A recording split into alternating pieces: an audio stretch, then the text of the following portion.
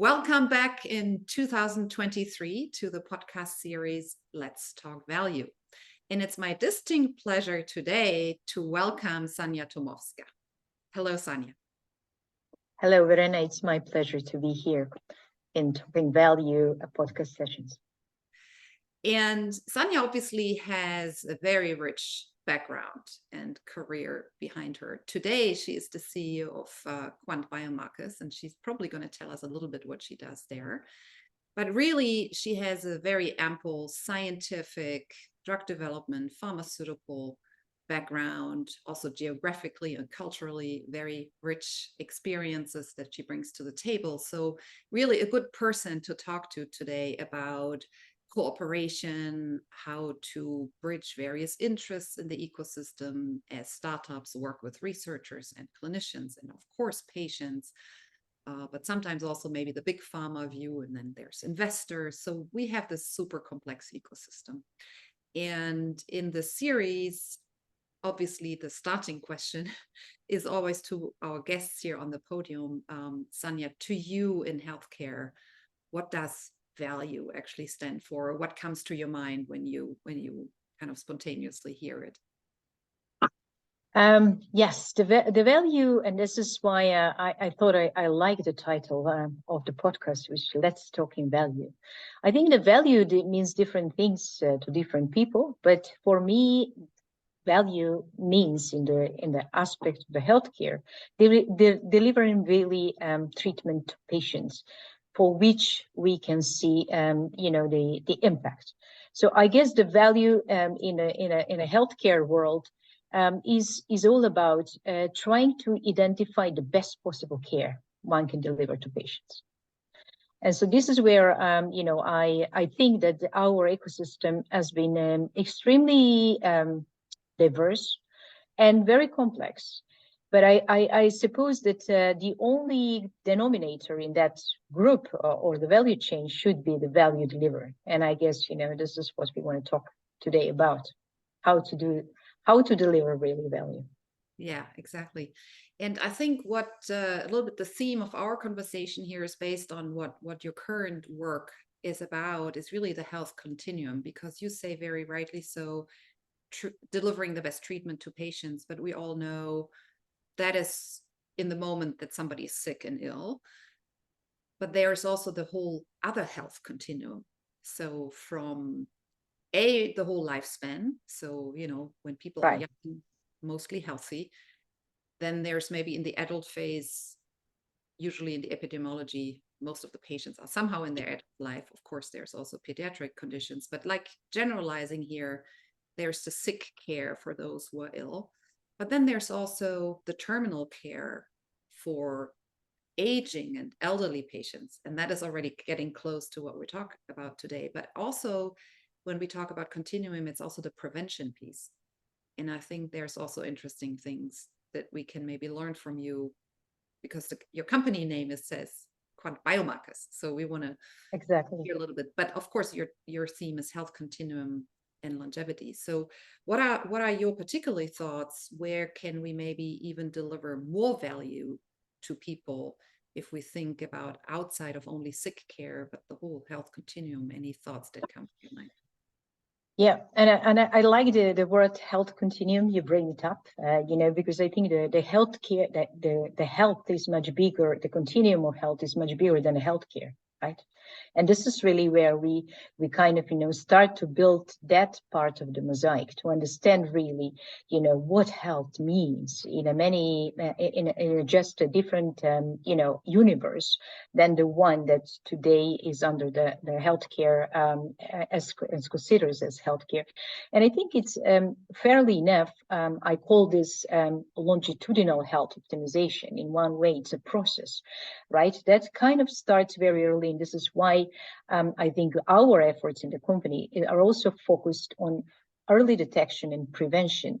How can we optimize really the health early enough so that that is going to add value to the whole healthcare process? In one way, first of all, increase the quality of life, and then on the second part, indeed, also save significantly the cost. And not to mention also this, that I think, in the whole optimization process, so obviously with the new technology and the digitalization is something that, starts creating much bigger value of the usage of the time of the physicians. Because so far, our healthcare system has been really completely disconnected, I think, in the way that we provide health these days. So I guess our company really is trying to bring the value add into the space where we're really having the gaps in our system, in early diagnostic of diseases, in education in one way about, addressing health early. And on the other side, also providing the tools and the technology of how we can optimize the whole process. So in the end, both all the shareholders in the value system will then have an ownership in contributing to the, as what you say, a health continuum. So I think it's a truly fairly a very complex process, and we find our part in delivering value. Yeah. And I like what you, in the examples you said, you say disconnected, you say better use of time of the physician. So, there's often these unnecessary visits of patients to the physician that maybe with a better prevention care, with better behavioral changes, if the person knows with early detection and prevention, what can I as an individual do more often better, so that we actually use the time at the provider side more carefully. And you also do start talking about cost, obviously. And I just want to reiterate to our listeners here that we know that a lot of the current cost problems is not because one piece is too expensive. It is actually because up to 50% of what we invest today is actually wasted. And you refer to some of those potential sources of waste. You're talking about waste of time. You're taking maybe about waste of cost because the wrong things are done too late, maybe because we could have been prepared better before. So do you want to tell us maybe very shortly what your thoughts are on longevity and what is it you're doing with your company? Yes. So longevity emerged to be a very, eventually, I think, in my view, is really probably the field that really takes in consideration the health as a full aspect to the socially economic part of the community.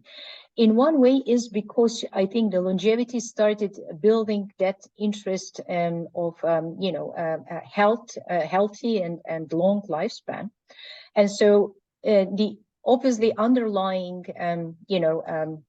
foundation of this new, if you want to call it, industry, which is really emerging, and we are talking about 30 trillion industry to become in future, obviously understood that the whole aging process and the lifespan, the healthy lifespan, is going to be the base for many of the other industry, and not only for the healthcare, who are big contributors to the overall health, which means, and this is not only limited to, but there are insurances, businesses, there is the financial business who is impacted by the longevity and the healthy lifespan, the pension funds, and many other, economically driven sectors. So in that sense, I guess, this is really the first time where one type of, I would say, maybe a field became truly linking different types of sectors, healthcare and all the other sectors. Because I think so far the disconnection is not only within the healthcare sector, but also the impact of that disconnect in the healthcare system is also, reflecting to the other sectors. So this is where longevity finds its space. Yes, to kind of, connect the dots is something that is going to be holistically addressing the health. That is what drive me or attracted me to be part of, the longevity industry and build up this startup in that mission. Yeah, and I love what you say. So the health and the value is not only so we said it's not only sick care, and it's not, but now you're saying it's not even only clinical, because it's had all these socioeconomic factors and determinants of health. And I Yeah. mean, no later than the COVID pandemic, since then everybody should know that healthcare is the foundation to any economy in society, because if that falls apart, people can't work Exactly. anymore, and then everything collapses, and that led to the biggest recession after the Second World War, as we now all know. So thanks for spinning this thought forward in a outside of a major crisis, health crisis now.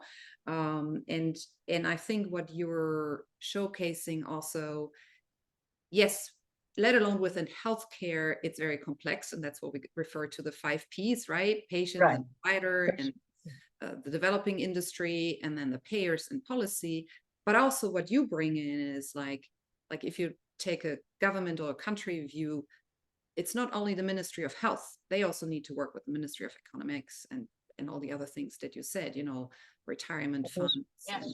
working environment, working Insurances, of course, a insurances. bigger So I contributors. think this is really that ecosystem approach. So another thought I had while you were describing is, obviously it's aging is one of the big themes, also because of it comes with the demographic changes, because we not only live people longer, but we also have less younger people, and that is in Right. all developed countries. So I think it is not only like be a little bit provocative, not only a beauty contest, and it's great to live long and healthy and look pretty, but I think it is a necessity for our societies, as you say, Correct. to Yeah. have that. So I'm actually wanted to ask you a more specific question to your CEO role right now, in terms of CEO of a startup in the investor community. Is there anything you see different? Because it could be a good and a negative. So good because maybe you can tap into various parts of investor communities, not only healthcare, but maybe it's also a curse. It's not only a blessing but also a curse. But what is your experience right now Yeah. in that There industry? is, yes, thank you, Verena. It's absolutely a great question, and I really like very much the pace of the discussion and all different perspectives you brought. Yeah, indeed, and I think there is always 2 points from the story, right? I think in one way, when the field is broader, then you're exposed to many different investors, and your message then has to be very differently tailored to all of these investors. So everybody will need to see the value for the part of that big field for which they understand, right? And so, I think it's one thing is complexity. I like that intellectual challenge, I have to say, right? Because it makes me think differently and try to connect the dots. And this is really what I really like to do, because, generating a value chain message so that everybody eventually understands what is the contribution and why this impacts the field which they're leading in. That's, I think, the good part of it, because then there is already an open conversation, and I feel that this really drives many of, the interesting discussions, and why people are so keen on really understanding that they would be on one side contributing to their own field, but also having an impact on health, which is much bigger, right? And this is really, I think, the fascination for me being in the longevity field. All of these people, in the end, trying to get the economic value, but understand what this really means for them as a people, right? Because they also would have to take care about their own health, and and the impact that would have on them. So this is really one thing about having all this diverse field of investors, because the field itself it's quite broad. But for me as a woman, as a CEO, and that's also CEO, this is really very interesting experience, I have to say. I'm a founder and a CEO. Yeah, so these are kind of gives me 2 roles, which I think it's already helping me in one way to have the foundation in my hands. So I think that being a founder, meaning that you definitely have the idea and the foundation and the passion to drive that. Yes, that idea and that venture, which is I think still a bit different of only being a CEO, right? Because I think that means that you put it, or as some people would say, where is your skin in the game, right? Because you have truly contributed to that idea, and that's why I think my role as in a CEO, in one way, I think it's is almost merged, right? So I don't see the difference, because I am the develop the idea, obviously, with big portion of my team. I just have an excellent team, and this is really what drives me every day on the next milestone, because it's definitely building a venture. It is a roller coaster. Everybody will say this, right?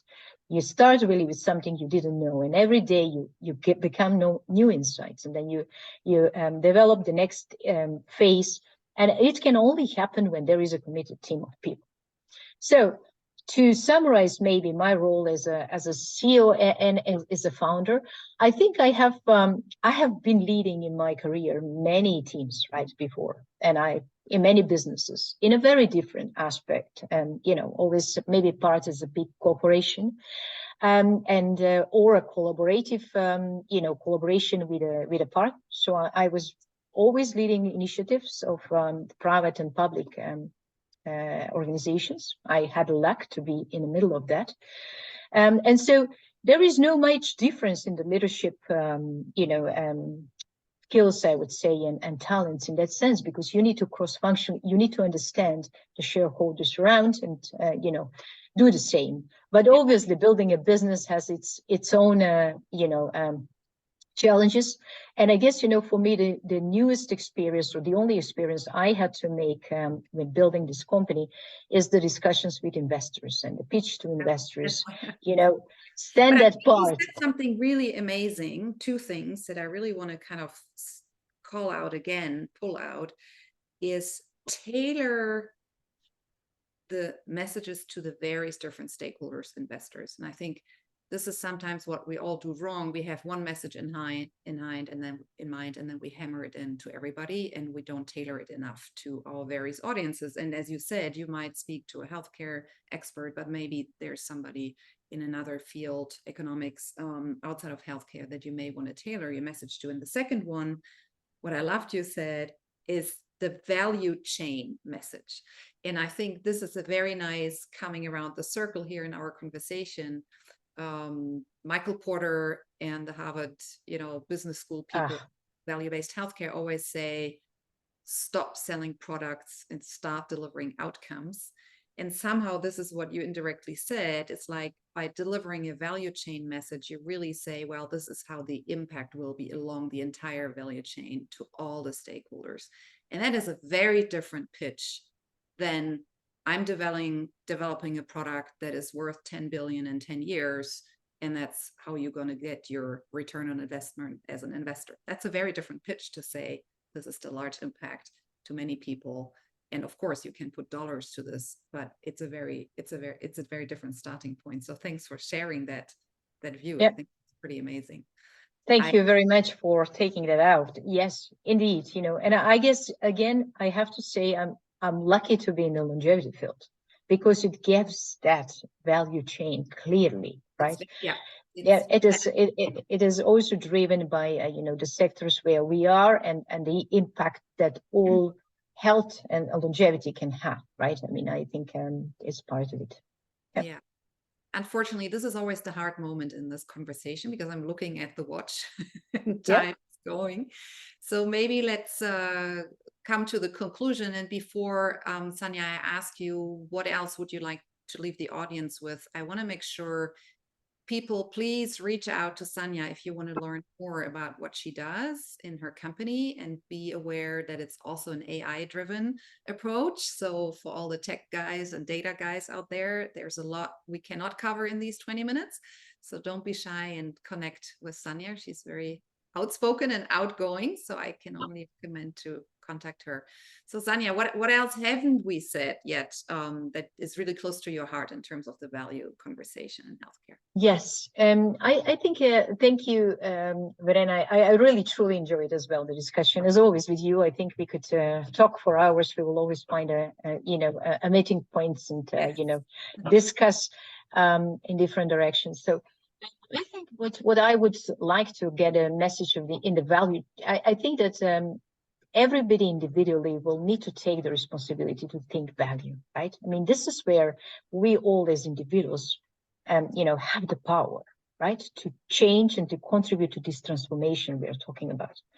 And in one way, I think as much as we start, and I think more than ever with the whole COVID and everything what we experience, as a humanity in the last 2-3 years, the changes, even the war that happened, I think everybody starts realizing what the human life means and the well-being.